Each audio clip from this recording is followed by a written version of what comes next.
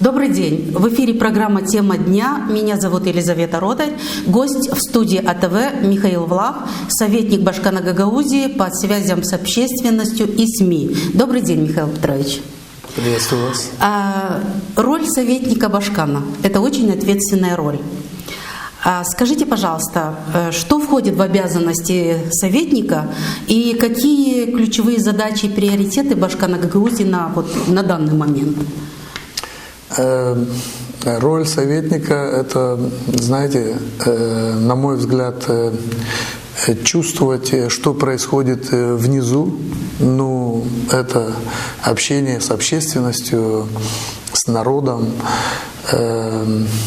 Это как связь, да? Да. Как посредник между народом, можно сказать, и властями. И докладывать Башкану четко по любой ситуации, понимаете? Потому что обычно она пока дойдет наверх, она абсолютно, бывает информация разного толка. Хотя у Башкана есть много источников, чтобы перепроверить информацию, но советники Башкана, они являются глазами, ушами, то есть разговор. И то же самое, что происходит на уровне власти, то же самое. Башкан официальное лицо, первое лицо в Гагаузии, и очень важно то, что она сказала, допустим, кто что-то не понял так или по-другому, то же самое донести до общественности, до низов, до простых людей, донести то, что происходит, что делает Башкан. Связь это с общественностью. Ну и со средствами массовой информации. Это сегодня не секрет, что мы с вами, кстати, вместе заканчивали, давайте скажем, чтобы наши зрители знали, что мы с вами, Елизавета Васильевна, много лет назад заканчивали журфак благодаря Марии Васильевне Маруневич, женщина-легенда, которая тогда сделала так, чтобы наши ребята не ездили в Приднестровье или в Кишинев, чтобы получать образование журналистов. Это была специальная группа работающих уже журналистов, чтобы они получили профессиональное образование. Да, было и вот СМИ сегодня играют важнейшую роль. И, кстати, я очень приятно удивлен. Первый раз у вас. Мы много лет дружим с вами, много лет связь у нас не пропадала, так как мы одноклассники. Но я вижу, что замечательная студия – это некая альтернатива, такое, чтобы могли сюда приходить и высказывать иное мнение, может быть, которое будет услышано и властями как с Кишинева, так и с Гагаузии. Поэтому думаю, что советник Башкана сегодня может ответить вам на те вопросы, которые вас интересуют. Да, мы подготовили много вопросов, Михаил Петрович, поэтому по порядочку сейчас идем дальше. Но все-таки какие ключевые задачи и приоритеты у Башкана на данный момент? Вот над чем работает? Приоритеты Башкана есть и остаются одни, чтобы жители Гагаузии лучше жили. Улучшить жизнь гагаузов, то есть, как все политики, да, обещают? Вы знаете, есть обещания, а есть выполнение. То есть на выборной кампании, когда идет, все люди, которые баллотируются, они берут выборную какую-то предвыборную программу, готовят, а потом им надо выполнять. Вот сегодня 4 года Башкан Гагаузии должна выполнить свое обещание перед жителями Гагаузии. Вы помните, она шла с лозунгом «Гагаузия – край мечты». Да. Мы поговорим еще об этом чуть дальше. Я думаю, что вы ответите мне на те вопросы, которые я подготовила. Но сейчас я хотела бы, чтобы мы обсудили немножечко. Смотрите, раньше мы наблюдали противостояние между башканами и депутатами Народного собрания Гагаузии. А есть ли это противостояние сегодня? И если есть, в каких вопросах? Вы знаете, вообще противостояние двух ветвей власти – это вообще норма. Да, это нормально.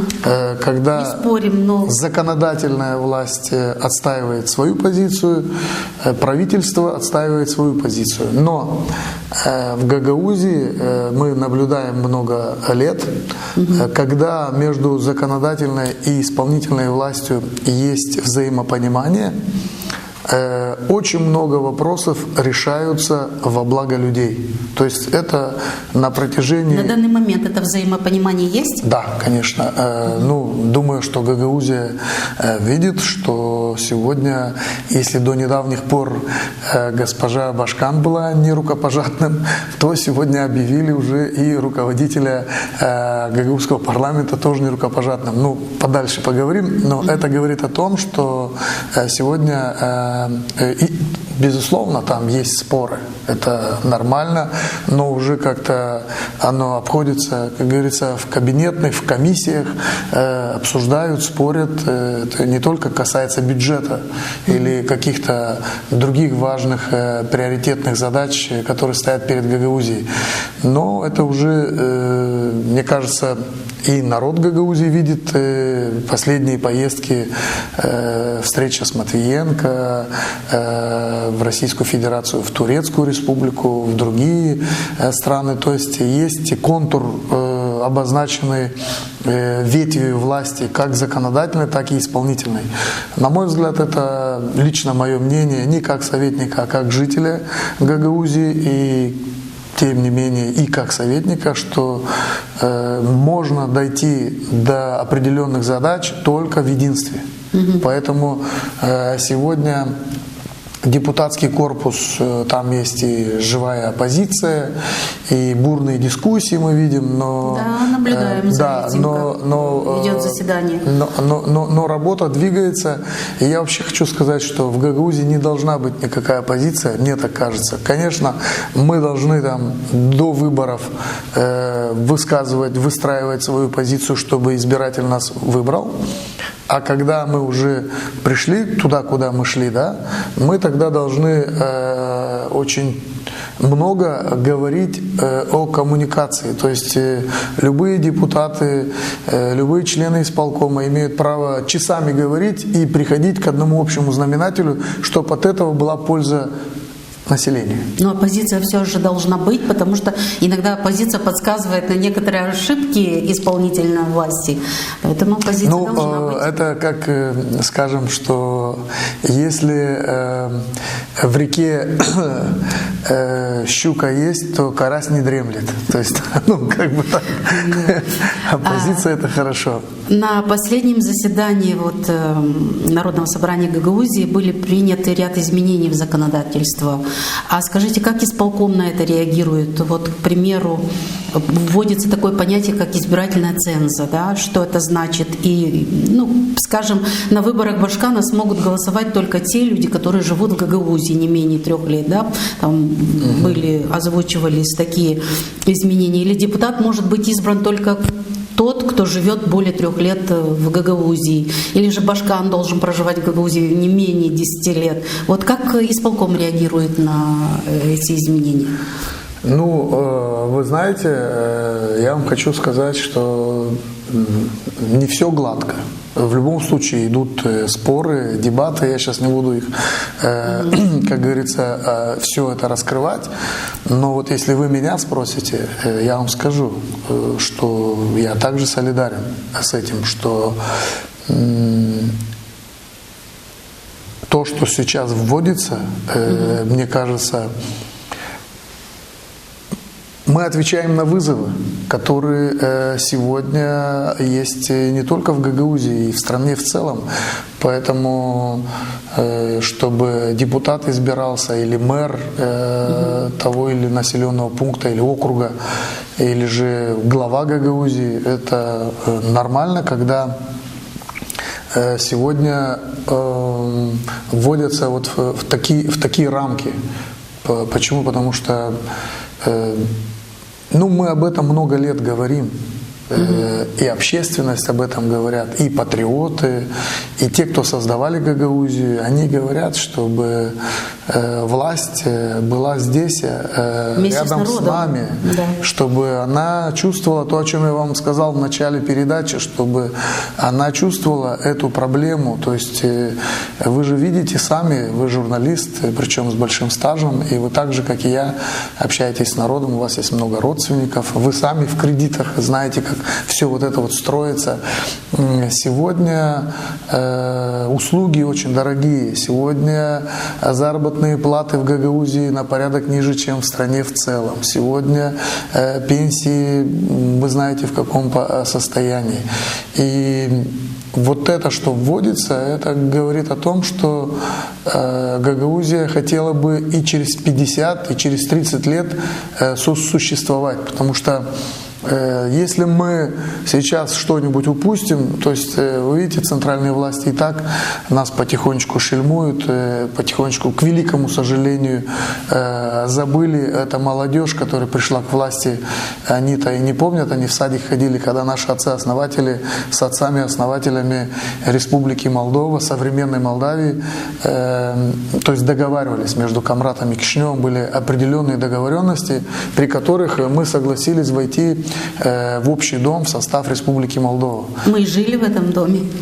Да, мы жили. Мы всегда жили в Молдове. Мы жили, смотрите сюда, мы жили в советской Молдавии. Ну, мы с вами постарше, я имею в виду те, которые помоложе, которые говорят, что они сразу там европейцы. Там, ну, я не против, пусть они так думают, но вы правильно говорите, мы жили и продолжали жить до тех пор, когда в 1989 году Народный фронт, может быть, передача не об этом, но тем не менее освежите память да, и ну, нашего в целом населения. Про ситуацию можно поговорить. Да, то есть мы тогда, в 90-е годы, как вообще произошла гагаузская автономия, это очень важно. Мы же, когда декларацию депутаты, фронтисты приняли, что вообще не было МССР, понимаете, то есть получается, что у нас уже и не было. То есть мы вроде бы жили, как вы говорите, 70 лет в одном общем доме, но когда определенные силы того периода почувствовали, что могущественный Советский Союз начал, как говорится, распадаться, и когда покойный Ельцин сказал, берите сколько хотите суверенитета, каждый сколько смог, столько и унес. Так вот, гагаузов на тот период сама жизнь поставила в такие рамки, что мы как раз, многие эксперты говорят об этом, а многие не хотят признавать. Мы-то как раз сделали так, чтобы Молдова как современное государство сохранилась. Нам не было куда идти, Буджакские степи, как вы говорите, мы здесь и всегда и жили, это наша земля общая, и показывают наши предки, которые похоронены здесь. Поэтому мы ничего себе не искали нового. Другое дело, что мы получили через борьбу, мы получили государственность, автономию. И сегодня мы видим, что и происходит. Эту государственность мы должны сберечь. Мы должны ее дать нашим детям. Мы уже с вами выросли, у вас уже внуки есть. Мы как бы тоже плавно идем к этому. А что мы оставим? Вот в чем вопрос. Поэтому сегодня то, что идут вот эти изменения, они, конечно, обсуждаются, мне кажется, депутаты обсуждают это со своими избирателями. Должны, по идее, обязаны обсуждать. Должны проходить открытые слушания, и в исполнительном комитете не все тоже гладко, где-то что-то, кто-то соглашается с чем-то не согласны. Это нормальная практика. То есть через дискуссию в любом случае приходим к общему знаменателю. Рождается истина, да? Да. Но Башкан проживает у нас в Гагаузии, вот наш Башкан сегодняшний. Конечно. Потому что мы, прошлые экс-Башканы, всегда говорили о том, что она живет в Кишиневе, приезжает каждый день, это расходы, одно другое. Вот сегодняшний Башкан живет в Гагаузии. Сегодняшний Башкан имеет жилье и в Гагаузии, все знают об этом, но у нее также есть жилье в Кишиневе и семья. И будем так говорить, что и здесь, и там, потому что Ну, так получилось, да, так да, получилось. Давайте не будем юлить, не будем вот обманывать сегодняшнее население. Нет смысла, потому что, знаете, один очень серьезный философ сказал так, что Гагаузия — это не Китай и даже не Индия. Здесь все друг про друга все знают. Другое дело, что это не мешает сегодня молодому энергичному Башкану. И в Кишиневе очень много вопросов касательных Гагаузии. Там они завязаны. Вы знаете, что очень много процессов. Несмотря на то, что Башкана не включили членом правительства, членом Совета Безопасности, у Башкана есть свой кабинет в правительстве Республики Молдова. Рабочий кабинет. Рабочий кабинет. Она бывает там? Я вам еще раз говорю, что она спокойно может там быть, но госпожа Санду, как скажем, не выполняет Конституцию, не выполняет те законы, которые она должна защищать, которые она должна оберегать. Ну, она же озвучила причину, по какой причине? Ну, послушайте, это абсолютно, мы можем озвучивать и 1000 причин. Сегодня есть закон. Вот по этому закону все государство живет. И если закон не исполняет президент, что мы хотим тогда от других граждан Республики Молдова, чтобы какой закон они исполняли? То есть сегодня пока могут на каждого из нас сказать, вот про вас могут сказать, про меня говорят. То есть, понимаете, это одно. Но когда суд подтверждает, говорит, то тогда мы можем ссылаться и сказать, окей, хотя и суды, мы знаем здесь, как вот вообще у нас в стране все происходит, но тем не менее нету решения суда.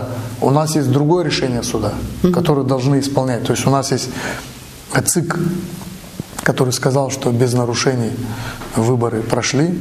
У нас есть апелляционная палата, которая подтвердила мандат Башкана. Следующее нужно было президенту подписать декрет, чтобы Башкан была членом правительства. Но Башкан же работает как Башкан в Гагаузии. Она работает, единственное, вот она Башкан посещает... очень серьезно работает, и в СМИ видна ее работа. Протокольная служба показывает огромную работу, которая проводится с госпожой Башканом. И я уверен, что эта работа только будет увеличиваться, потому что потихонечку маховик запускается, и сегодняшний исполнительный комитет плавно начинает нагружаться, потому что вы помните эти качели между законодательной и исполнительной властью, они практически продлились до конца прошлого года. Под занавес прошлого года, в принципе, уже пошла работа, и вот этот год, я думаю, что, не хочу заранее говорить, жители Гагаузии увидят, что очень много тех проектов, которые заявляла Башкан в предвыборную кампанию, команда ее, и я думаю, что очень много в этом году мы увидим. Увидим, да? Да. Хорошо. Мы затронем и эту тему, но сейчас мне хочется, чтобы мы поговорили немножко о социально-экономической ситуации у нас в Гагаузии. Вот какие меры принимаются для улучшения. Вы, наверное, знаете, что Фаджикура уходит, да? Если в курсе, знаете, в чем причина, поделитесь с нами. Вы знаете, все происходит очень быстро, молниеносно. Центральная власть заявляет, что к нам приходят инвесторы. Местная власть тоже заявляет об этом же. Послушайте. Давайте мы про нас будем говорить. Нет.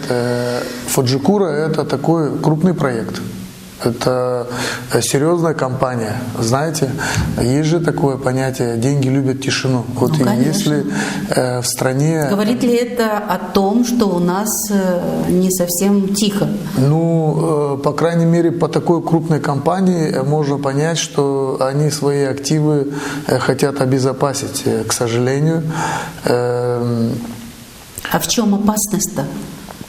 Ну, вот в этих всех, мне кажется, страшилках, которые мы видим в средствах массовой информации с утра до вечера, те СМИ, которые, как говорится, должны говорить об этом, они говорят с утра до вечера об этом. То есть, и вы говорите, что местная власть заявляет тоже об инвестициях и об Конечно, инвесторах. О привлечении инвестиций. Безусловно, на уровне автономии ежедневно такая работа ведется управлением экономики, управлением финансов. То есть простой пример по НДС. Давайте вот скажем, какая была проделана огромная работа. Кстати, что с НДСом дальше? Вот дальше что будет происходить? Суд принял решение. Не просто суд, Конституционный суд сказал, что это норма, то, что парламент, она неконституционная. То есть все вернулось обратно, как оно и было. Хотя Мариан Раду, этот депутат парламента, сказал, что они заново будут что-то делать там, и так далее, и так далее. То есть показывает, что им даже они могут и обходить и Конституционный суд, хотя это высшая материя в стране, выше нету. Но я к чему вел? Что сегодня руководство Гагаузии вот на этом примере показало, что она борется за бизнес. Она пытается, чтобы бизнес никуда не ушел. Почему? Потому что некоторые компании ушли. Есть такие, да? Есть такие некоторые компании, но я вам хочу сказать по секрету. Они уходят? Ну, к соседям, в соседние районы. Я вам хочу сказать по секрету, что некоторые уже, как говорится, и вернулись, и некоторые думают опять вернуться. Почему? Потому что все равно в Гагаузии есть более выгодные условия. Очень много хороших моментов, которых нет в стране. Ну, простой пример виноделия.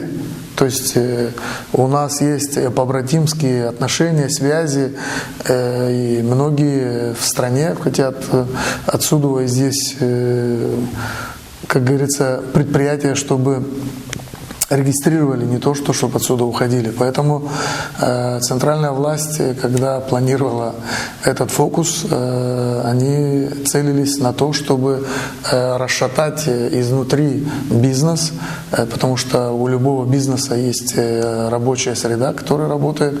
Через это, как говорится, сделать плохо власти, а сразу и всей Гагаузии. Поэтому, что касается, люди, что касается Фаджикуры, это очень печальная ситуация, что вот много семей останутся без работы. Я думаю, что руководство тоже думает на этот счет. Куда эти люди пойдут? Есть. Альтернатива есть что-то? Таких крупных же проектов, как Фаджикура, на пальцах. Там Сенотекстиль, еще некоторые предприятия, такие крупные, это на пальцах посчитать. И я знаю, что Башкан свои визиты и поездки в Турцию, непосредственно, когда она встречается и с крупным бизнесом, когда она, конечно, она встречается с крупным бизнесом, не просто там с маленьким предпринимательским сообществом, она была в больших... Есть какие-то конкретные договоренности, вот, что кто-то из бизнесов и крупных будет у нас в Гагаузии? Не просто есть, а уже ведутся определенные моменты, что вот турецкая сторона все же хотят, как и раньше, возобновить некоторые фабрики, что-то здесь поставить, потому что Башкан встречалась и с Хаканом, с Фиданом, то есть с министром иностранных дел. Это второй человек в Турции после Эрдогана. Потом она участвовала в нескольких форумах крупных, где представлен весь бизнес. Я думаю, после местных выборов, которые пройдут буквально 31 марта, вы знаете, да, в Турции будут выборы. После выборов уже начнется конкретная работа. Еще раз Башкан поедет туда с официальным визитом, и они будут встречаться и что-то уже сюда привлекать. Инвестора, серьезного инвестора, потому что очень важно сегодня здесь, в Гагаузии, сохранить людей, потому что вот вчерашняя статистика показывает, что за 5 лет из страны уехало 250 тысяч граждан Республики Молдова. Это же из Гагаузии тоже же уехало. Конечно, думаю, что из Гагаузии тоже уезжает. Да. Михаил Петрович, вот мы подошли к моему тому вопросу, что было очень много обещаний, вы немножечко затронули со стороны Башкана, особенно в предвыборный период, это в прошлом году. Хочу коснуться некоторых обещаний. Это строительство аэропорта и Гагаузленда в Кангазе. Да? По-моему, было уже первый камень закладывалось. Есть продвижение по этим проектам, и к 1 июня было обещано открытие. Это открытие состоится? Давайте по аэропорту сначала. Ну, давайте поочередно. Вы задали по очередности, буду я тоже отвечать. Значит, по аэропорту каждый башкан, вот сколько здесь в Гагаузии существует, да, говорили начиная всегда... Начиная с Михаила Формузал, да? Нет, начиная... Ну, конечно, Георгий Дмитриевич Табунщик первый башкан Гагаузии, который говорил о аэропорте. Потом крайтор также, Михаил Махарович, Ирина Федоровна. То есть тут... Что касается аэропорта, это действительно огромный проект. И это очень важный проект, мне кажется, для гагаузской автономии. То есть, чтобы... Это важно, согласна. Но почему даже предыдущие, да, экс-башканы, они обещали, но не сделали? Почему? Нет. И будет ли возможность за эти 4 года? Очень огромные инвестиции. Вот сегодня у нас есть железный инвестор. Вот у Евгении Александровны, у Башкана, у команды, который она представляет. Этот железный инвестор турецкий? Это турецкие конкретные инвесторы, очень серьезные компании, которые не только турецкие, там, понимаете, корпорация, которая она всемирного масштаба. И сегодня правительство отказало, потому что смотрели даже и Чедрлунский аэропорт, и в Камрате смотрели место, да? 2 серьезных места, потому что там должна быть и взлетная полоса. Вот есть, где в сторону Дизгинжи, где Буджак Владимир Михайлович КСА предложил, и потом пошли, посмотрели, там 5 километров, 200 метров, то есть должна быть полоса. Здесь, где бывший у нас был в советское время, помните, аэропорт, где, за высшей больницей, там так и называется аэродром старый. Там тоже позволяет, но хорошее, уникальное место все же в Чедрлунге, и там тоже позволяет, в принципе, все. Но вы понимаете, когда пошли процессы, пошли движения в этом направлении, и это открыто было, Башкана команда это все инициировала, буквально до Нового года. Правительство Республики Молдова сразу сделало несколько серьезных моментов, что даже Чедрлунская территория, которая принадлежала и Народному собранию, и району, резко переподчинилась правительству. То есть при такой жесткой форме, что происходит в центральной власти, когда они даже Башкана не утверждают ее законное право, чтобы она была членом правительства, то есть говорить о аэропорте пока, мне кажется, рано. Но у нас есть 4 года, и мы надеемся и уверены в том, что этой осенью выборы покажут, что будет делать, пока выборы не идут, что будут делать жители Республики Молдова. Мы будем участвовать, мы будем говорить. Что будут делать? Жители будут избирать президента. Вот я вам хочу сказать, что хорошие времена мы увидели, и жители всей страны увидели, поэтому если есть возможность у власти помочь бизнесу, помочь инвесторам, они не должны мешать. Хорошо, в чем необходимость аэропорта? Жили мы столько лет. В чем необходимость именно? Вы знаете, это карго, это терминал. Там просто такой финансовый поток в бюджет Гагаузии пойдет, мы даже просто не представляем. То есть там есть цифры стопроцентные. То есть как минимум сегодня у нас какой бюджет? 1,5 миллиарда. Бюджет можно увеличить, может быть, на процентов 25-30. Это я вам говорю по-скромному.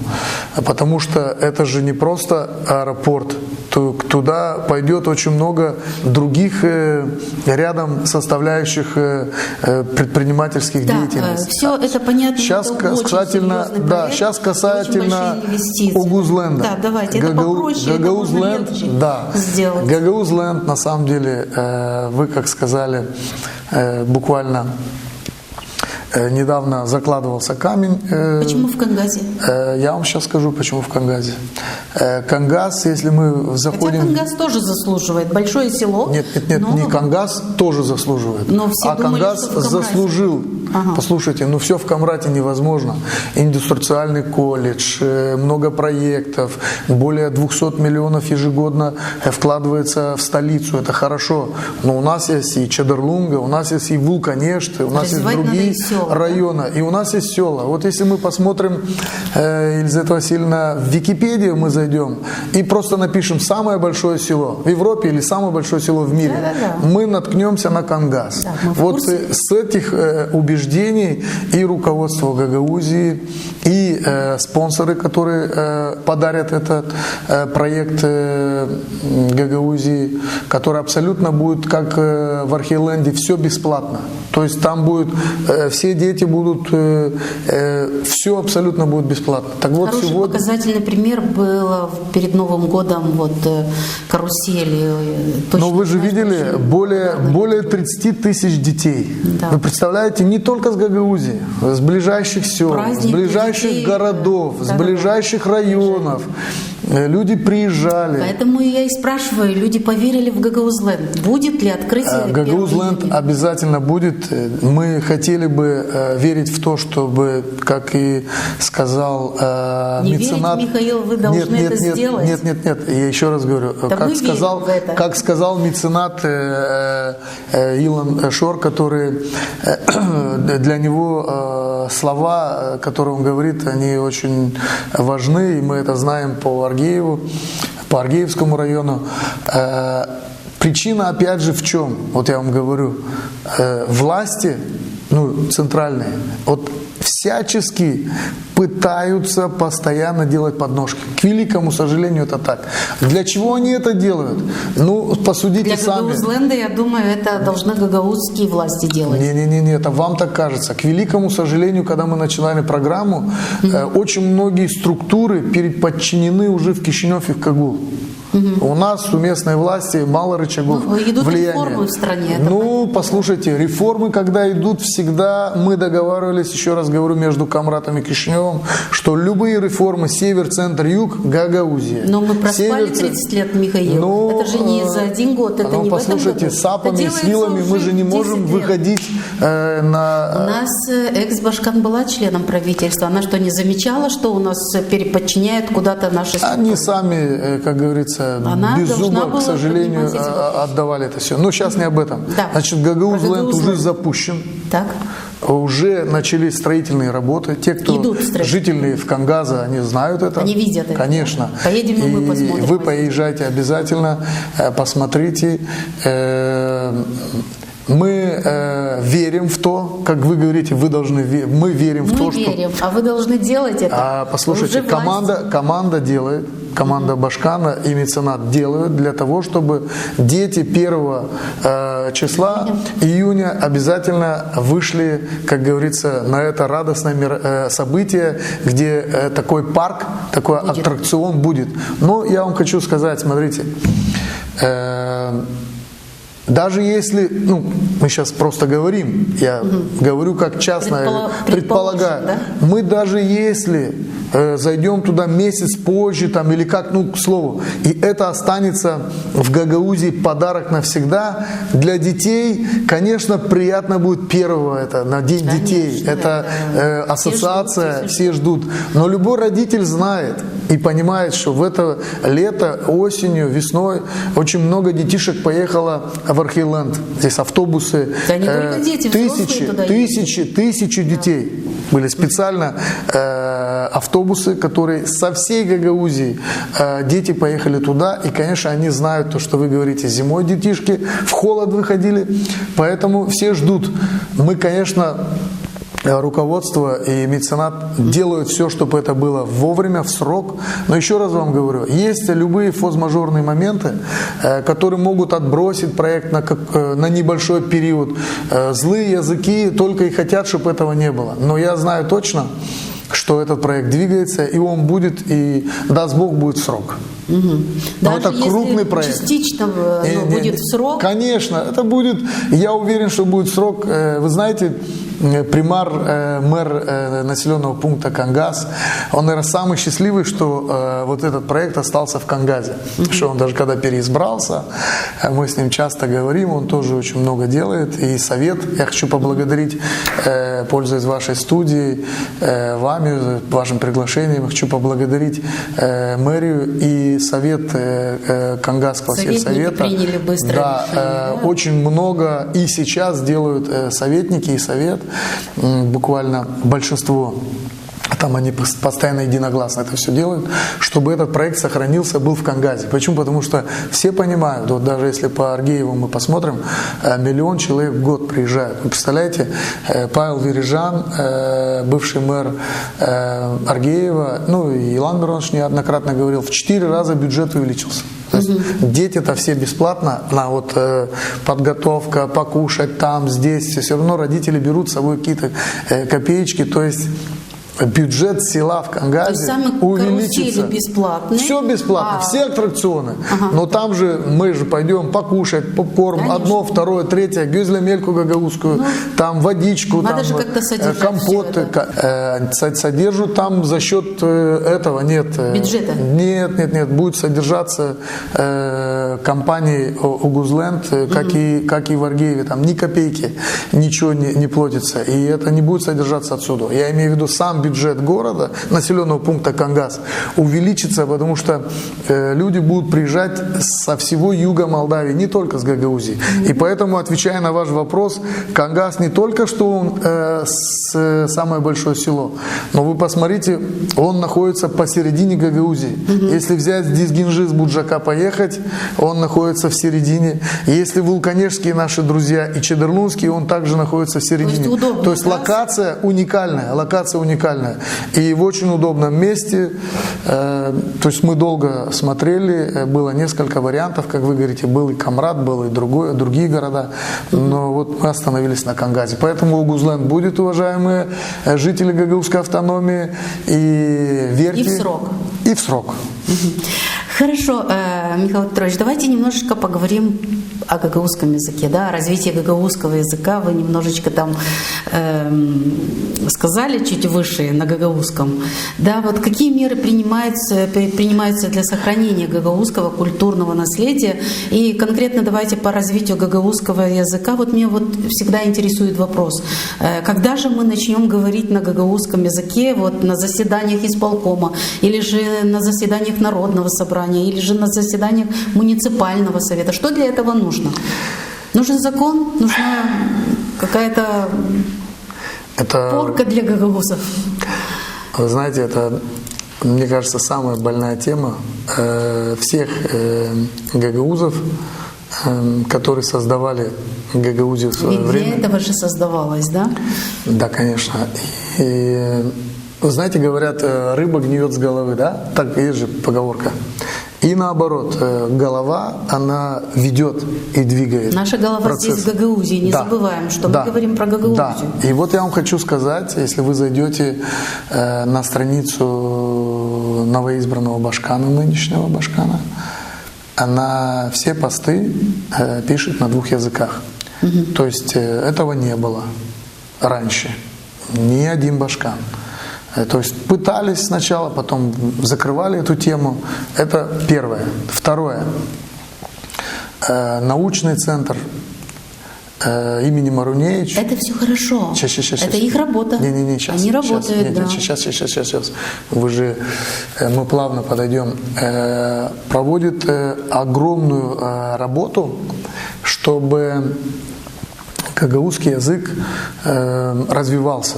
Образование в Гагаузии на этот год тоже очень много мероприятий проводит, чтобы это все развивалось. Да, но согласна, вы сказали очень ключевую вещь. Мероприятий очень много, согласна. Очень много. И по культуре, если мы посмотрим, мягкая сила гагаузской политики – это культура. То В последнее время все равно же больше стали говорить на гагаузском языке. Аминь. Но вот Смотрите. мне кажется, когда вот заседания пойдут на гагаузском языке, вот мне кажется, тогда еще больше будем говорить. Вы знаете, это вопрос очень важный. И мне кажется, может быть, через эту студию мы об этом говорим. И нету сложности у башкана Гагаузии, который знает прекрасно на вулканерском диалекте, красивом общается. И спикер гагаузского парламента и многие депутаты очень хорошо владеют, как говорится, варжи безде гагаузлар, они чок лавку ела руща. Elbette, даже bizde так улайлайтмя Гагаuz делинде. Biz ben tek kaçıl sıradan ben heber savaşırım laf etmeye Gagauzca. Bizim aksakallarla, bizim babalarla kim kurdu Gagauzi? Şükür Allah'a bu iş oldu. Da yavaş yavaş birer laf ben çıkarırım, Rus lafı çıkarırım, koyarım bizim Gagauz lafımıza. Все начинается, вы правильно говорите, с вот таких больших мероприятий. Исполнительная власть должна показать, говорить на гагаузском языке. Народное собрание, вообще кто должен начать? Это должны начать те, которые начали порку. Подождите, которые начали порку. Что вот пришло время, нужно считаться с гагаузским языком. И вы помните, отсеивали, прибавляли туда-сюда, вот что обязательно гагаузский язык должен быть. Поэтому я думаю, что мы много раз на эту тему говорили, Леонид Добров на эту тему говорил много раз. И все патриоты, что спикер блестящий говорит на гагаузском. Президент Молдовы приезжает нам в Гагаузию и говорит, почему вы не говорите на своем родном языке? Ну? У нас несколько депутатов, таких как Григорий Дюльгер, Александр Дюльгер, Михаил Железогло, Сергей Захария. Они говорят на заседаниях. Да, мы это наблюдаем. Большие молодцы. То есть они, не стесняясь, говорят. Спикер несколько заседаний проводил, особенно когда исполком выбирали, вы помните. Да. И после этого 1-2 раза, потом до этого, но это как-то несерьезно. Мне кажется, что вы здесь правильно говорите. Мы должны перейти через этот барьер. В чем проблема, я вам сейчас скажу. Наши лидеры и политики стесняются, что они, знаете, на камеры не смогут говорить о законе, том, который принят, или у исполнительного комитета есть специальная терминология, которая, я почему сказал о научном центре имени Маруневич. Там есть готовые курсы, которые спокойно могут пройти. Я проходил.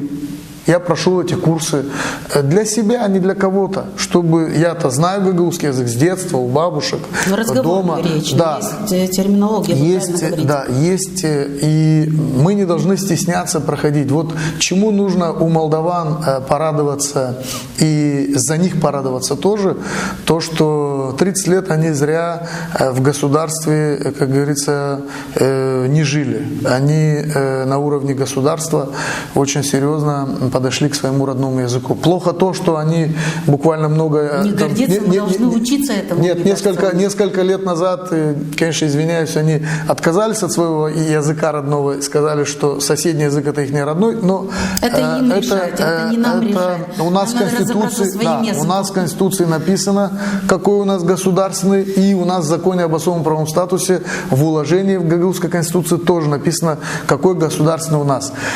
Возвращаясь, чтобы долго не говорить на эту тему, я все же согласен с вами, что руководство Гагаузии, как в исполнительном комитете, так же и в законодательном, и те мэры Гагаузии, Bizimkü başlar, kasabı başlar, kim becerir güzel konuşma ana dilde, onlar lazım laf etsinler ana dilde, televizyonda göstersinler bu işleri, da yavaş gençler çeketsinler beyinmek kendi ana diline.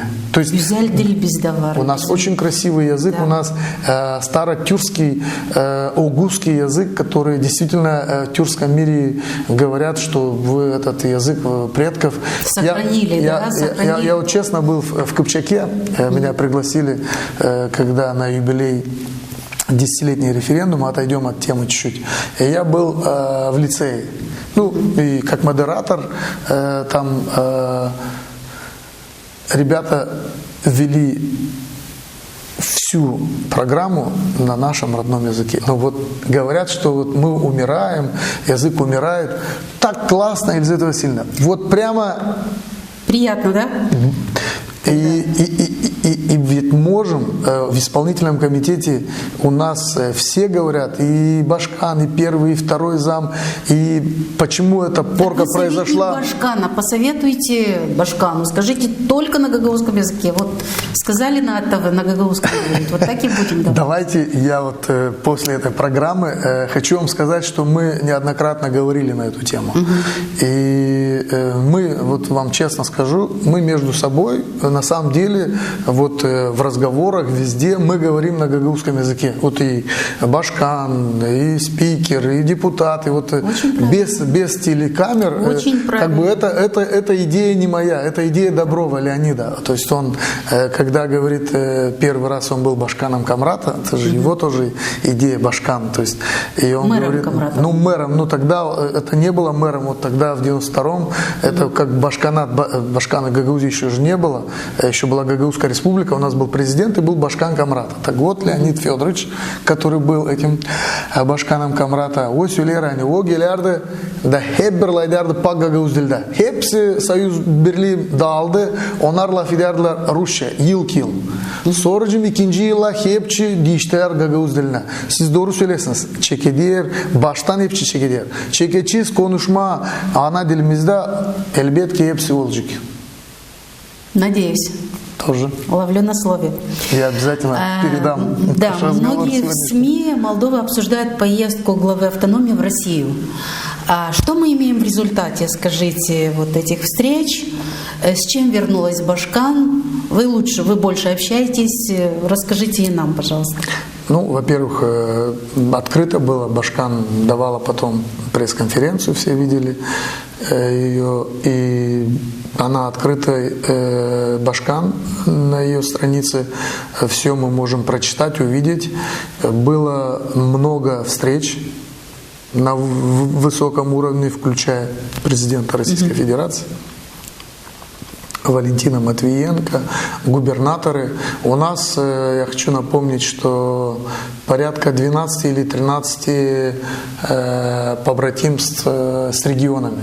То есть это Татарстан, это номер один, первый еще при Табунщике, и потом при Формузале, при Крайторе, при Ирине Влах очень много было. Сейчас новый Башкан Евгения Александровна тоже в этом же направлении идет, и уже есть несколько губернаторов, с которыми налаживаются контакты. Мы знаем все, Елизавета Васильевна, что сегодня экспорт в Российскую Федерацию закрыт. Овощевая, фруктовая продукция не идет. Куда наши предприниматели экспортируют свою продукцию? А никуда. Она, какая-то продукция экспортируется в Европу, то есть в Румынию, в какие-то страны. Но это та продукция, допустим, столовый виноград, может быть, слива. Вина, наверное. Ну, нет, вина нет. Там своих вин достаточно. Вина, так же, как и шли в Российскую Федерацию, они также идут. Тут Гагаузия открыта. Сегодня первое, что нужно разморозить, и я думаю, что Башкан именно на эту тему говорила, и в ближайшее время мы увидим, будет видно, что разморозят экспортную продукцию, потому что Молдавия – это аграрная страна, и в основном здесь многолетние насаждения, потому что пшеница семечко, подсолнух. То есть это такой, знаете, вид, да, он легче, но Молдавия всегда славилась своими фруктами. И наши фрукты знают не только в России, в странах СНГ и за пределами дальше. Поэтому это очень важный вопрос, который... В Гагаузии у нас есть эта продукция? У нас в Гагаузии есть эта продукция, ее немного, но она есть. Потому что если посмотреть в масштабах России, это как бы мизер, да? Но для Гагаузии, для гагаузских предпринимателей, сельхозников это очень важно. Даже продать несколько фур, я имею в виду там 100 тонн или 50 тонн, или даже одну фуру, если человек собрал ее, продал, то есть это уже средства на обработку земли, на химию, это, которые он использует, химикаты, это на рабочую силу, которая собирает этот урожай. То есть это очень важно, когда вы его сдаете за 1 лей на фабрику куда-то, или же она остается гнить на поле, либо вы ее собираете и отправляете. Поэтому вот, мне кажется, этот был важный вопрос и сигнал для сельхозников со стороны Башкана Гагаузии. Также не секрет, что наши народы, вот я вижу, там критики критикуют, потому что у центральной власти свой счет на взаимоотношения и с Российской Федерацией, и с российским народом. Гагаузы, они всегда с 90-х, и вы в начале программы сказали, что мы жили в одном общем доме под названием Советский Союз, СССР. Поэтому у нас православная вера, у нас христианские ценности, семейные ценности так и остались. И поэтому Башкан и не только ездит в Российскую Федерацию, встречается с руководством России. У нас есть 2 стратегических партнера, и это и Турецкая Республика, и Тюркский мир, другие государства, которые входят в Тюркский мир. Она также была и в Брюсселе, Башкан, вы знаете, с большой пресс-конференцией, и готова ездить и в сторону Европы. Главное, чтобы этого хотела Европа. Главное, чтобы это было в пользу наших граждан, да? А все, что не делает Башкан, она не делает в свою пользу. Башкана выбирает народ для того, чтобы Башкан те чаяния народа чувствовала и те потребности, которые есть у народа, чтобы обязательно была польза жителям Гагаузской автономии. Вот она там сказала, что будет открыта специальная система через карту МИР. Почему она так сказала?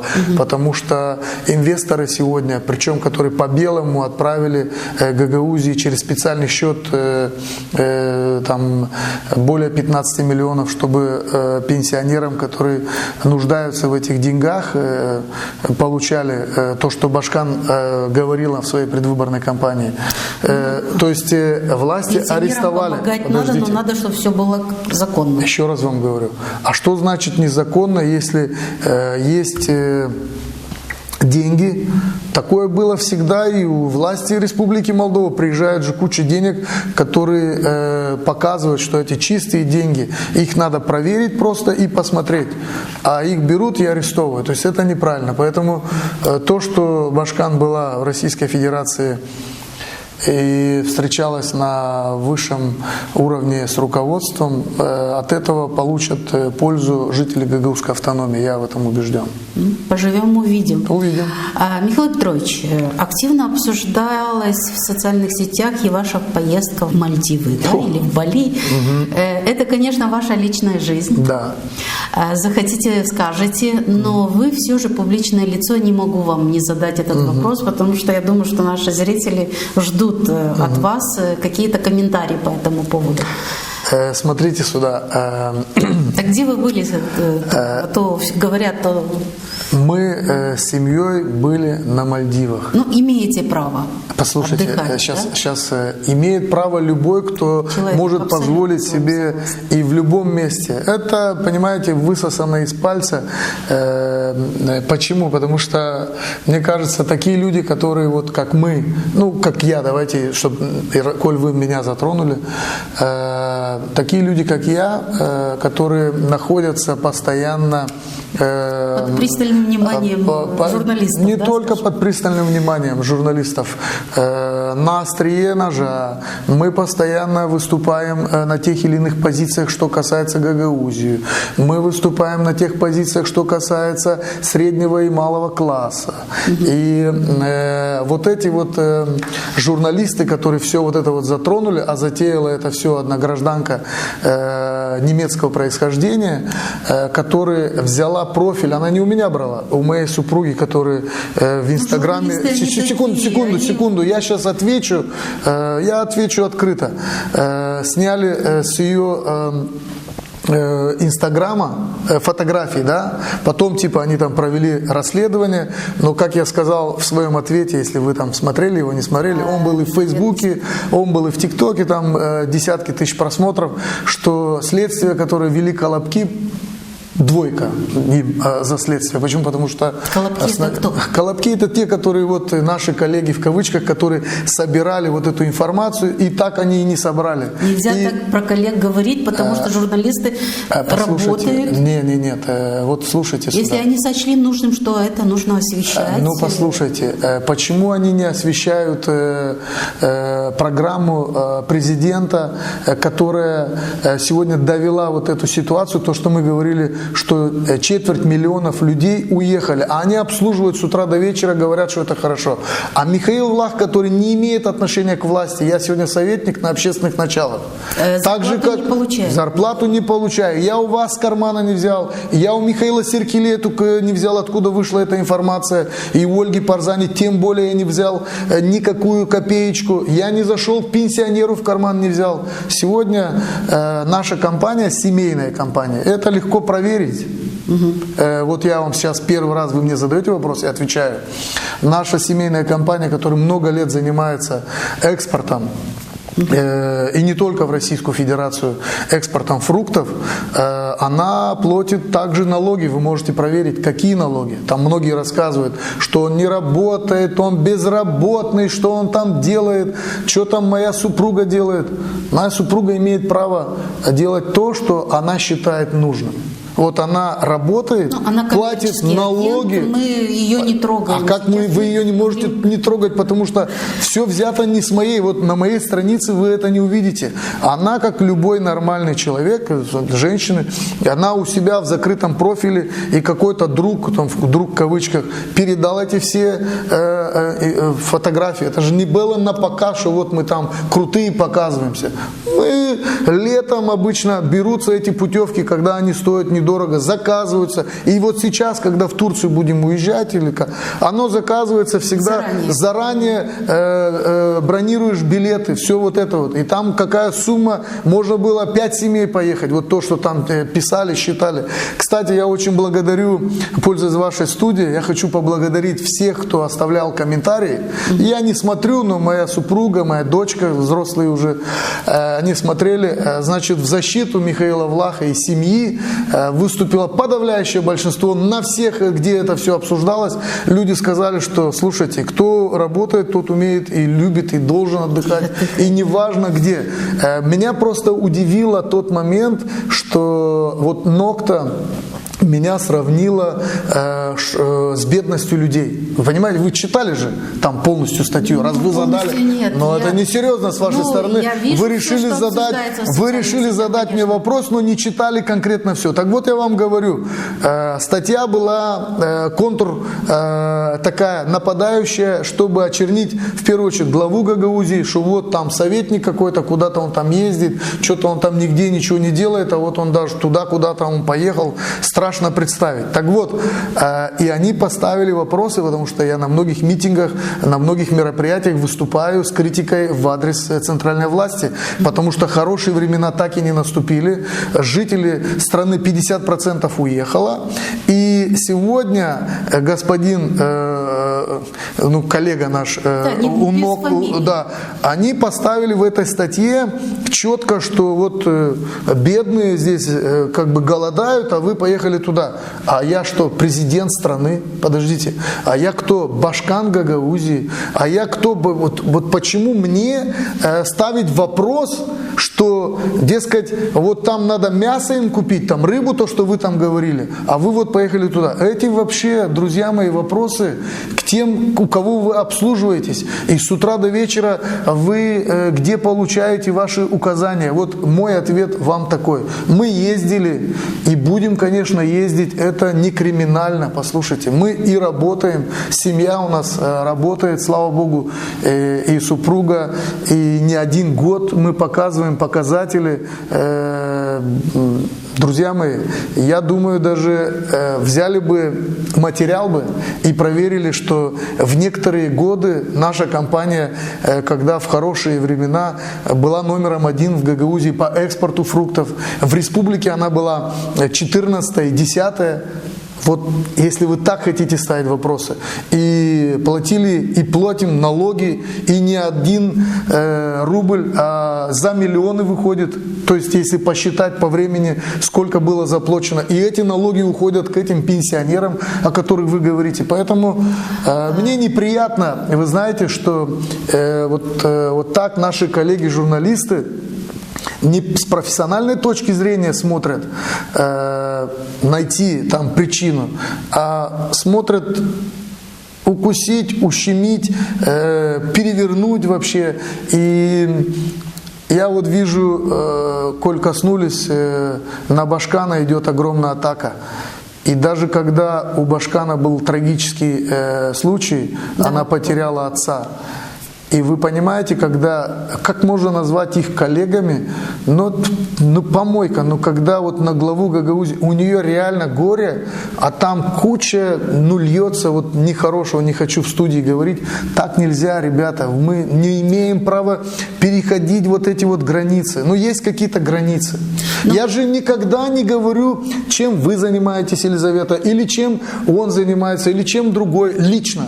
Я говорю конкретно по существу. Вот есть там, допустим, я понимаю, почему Михаил разозлился, потому что очень большие грантовые проекты проходят, и мы как-то об этом Он бы говорили. вам сейчас сказал, что он не публичное лицо, он не при власти, да, он просто журналист и выполняет свою работу. Михаил, я действительно не все читала, что говорилось в социальных сетях, просто видела, что это обсуждается, и очень вы решили тоже спросить. Вы сами прокомментировали. Я вам нормально ответил? Ответили, да, не только мне, я думаю, что это интересно было бы для наших телезрителей, поэтому я бы хотела спросить вас, как вы оцениваете результат своей работы и по каким критериям вы оцениваете свой успех или не успех? Вот как вы оцениваете? Уже подытожим нашу программу, потому что мы разошлись. Хорошо. Я не могу оценивать мою работу. Мою работу должен оценивать житель гагаузской автономии. В какую оценку я могу дать себе? Мы еще практически ничего не сделали, если так по большому счету взять. Я говорю про себя.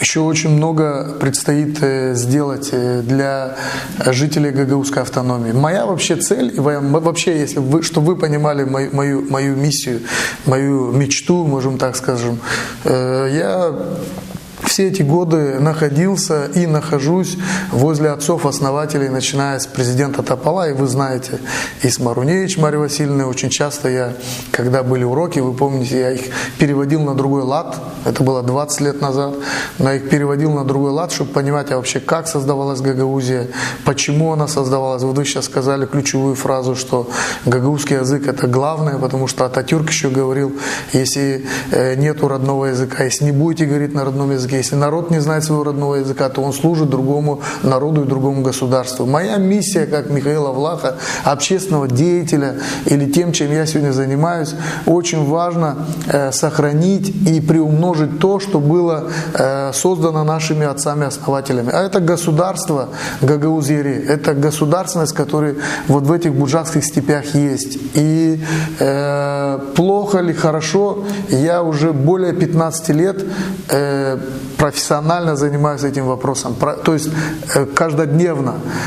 Что касается на этой должности, где я сейчас нахожусь последние 8 месяцев, то мне, конечно, еще не нравится, и есть очень много недочетов, я вижу в себе, нужно менять, то есть когда есть еще работа, да? Когда ты находишься в другой роли, да, вот в такой вот в нападающей, как сегодня, да, вы сказали про тот отдых. Это одна история, когда ты был там на улице и ты вот там видел ошибки, и когда ты внутри, ты видишь вот эту вот всю рутинную работу, что с утра до вечера происходит, там они как муравьи, каждое управление работает, а ты раньше, когда на улице был, ты этого не видел, и у каждого с утра до вечера есть определенные задачи, поставленные руководством Гагаузии. Я вот как советник, конечно, хотел бы, если программа Евгения Александровны, она сбудется, если она то, что обещала для жителей Гагаузской автономии, ну, хотя бы на 50% исполнится, а если на все 100, это вообще круто, то, ну, наверное, я скажу, что да, мы чего-то сделали. Более 3 лет есть еще огромной кропотливой работы, и завершая программу, или вот еще будут, если какие-то вопросы, Огузленд, я также там имею отношение, ну то есть с самого первого дня.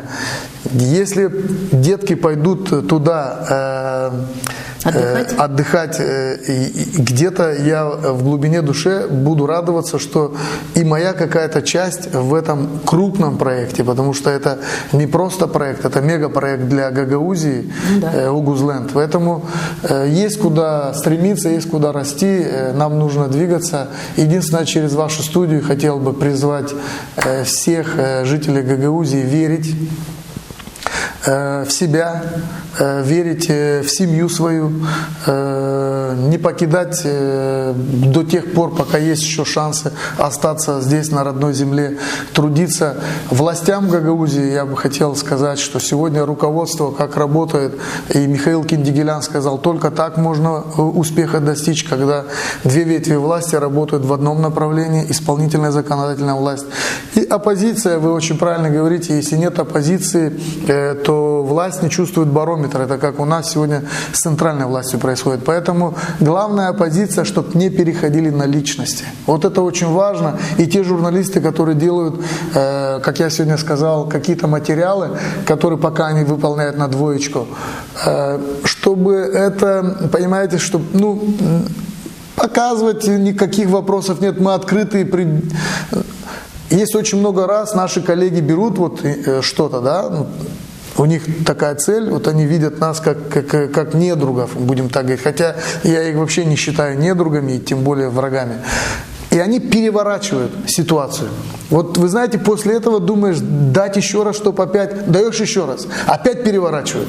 Но ты же смотришь же на ситуацию. Поэтому очень часто, когда вот выходит и говорит, а вот он там не хочет сказать или не думает сказать, думаешь, а что опять сказать, если они у вас переведут опять. Вот мы сегодня с вами поговорили, я развернуто, открыто сказал и постарался быть предельно честным у вашей студии. Думаю, что и зрители это сделает почувствуют свои выводы, да? Ну что ж, Михаил Петрович, я благодарю вас за участие в нашей программе, благодарю вас за честные ответы, желаю удачи в работе. Вы смотрели программу «Тема дня» с гостем в студии, с Михаилом Влах, советником Башкана Гагаузии. До встречи в эфире.